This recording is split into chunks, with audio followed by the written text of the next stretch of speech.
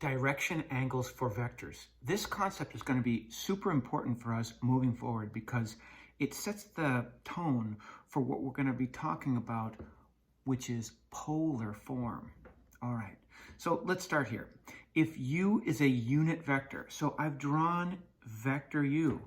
Notice we're saying that the magnitude of u is 1 because it's a unit vector.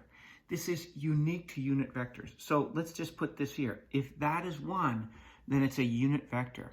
And theta is the counterclockwise angle from the positive x-axis. That should be nothing new to us because we know that's how we measure an angle in standard form. An angle that's positive is counterclockwise from the positive x-axis. Then u, this vector u, lies on the unit circle. So I drew a unit circle here all the way around, and this vector u has its terminal point on the unit circle.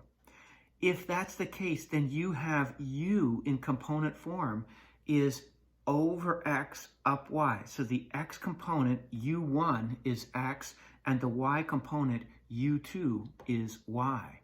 Well, now remember, on a unit circle, cosine of the angle is always adjacent over hypotenuse.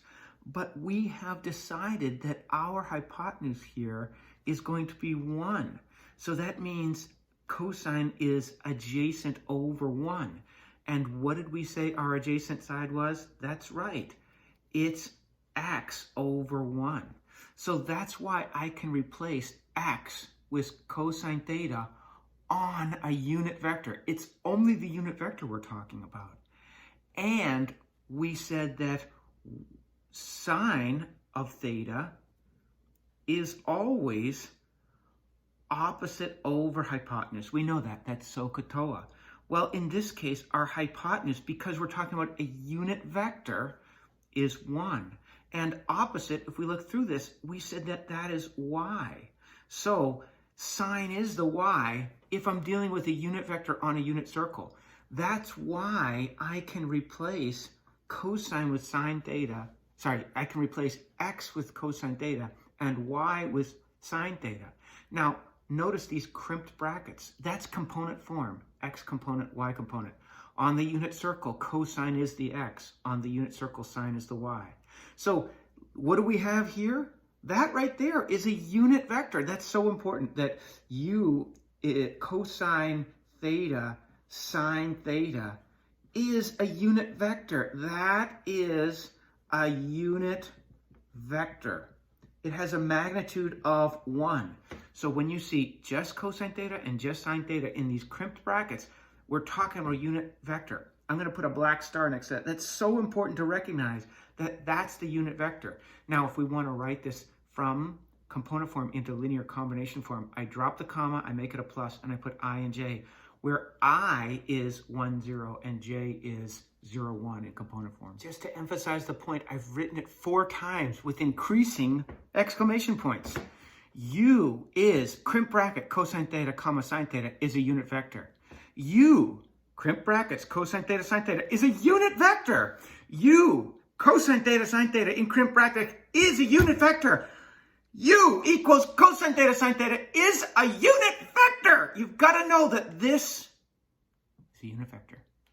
Suppose that u is a unit vector with a directional angle of theta. So I want to show you what that might look like.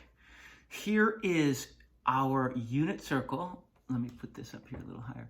Here's our unit circle in red, and vector u has a directional angle of theta. Here it is, counterclockwise from the positive x-axis. Sorry, there it is. Here's our theta. There's our directional angle theta. And u, we know that the magnitude of u is 1. So that means that this x component is cosine theta, and this y component is sine theta. So the unit vector, u, is cosine theta, sine theta. So we've just established that. Now, look what happens. We say if v is equal to ai plus bj, so that's written in linear combination form, is any vector. Notice v is not necessarily a unit vector.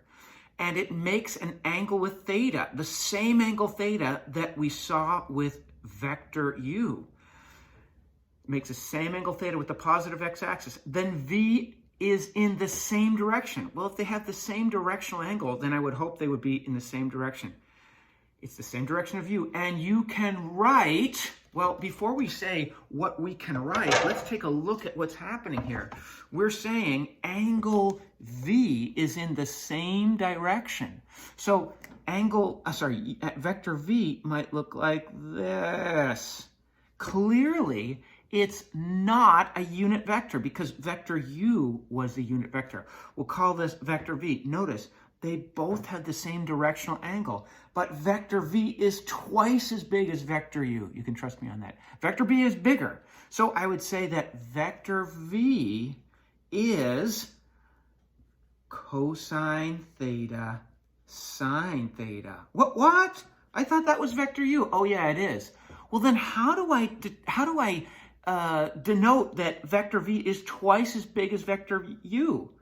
This was vector u. This was that unit vector. If I want a vector twice as big but in the same direction, I'll multiply that outside by 2. So we can write that vector v is equal to the unit vector times the magnitude of v. In this case, I said that was 2. I just eyeballed it.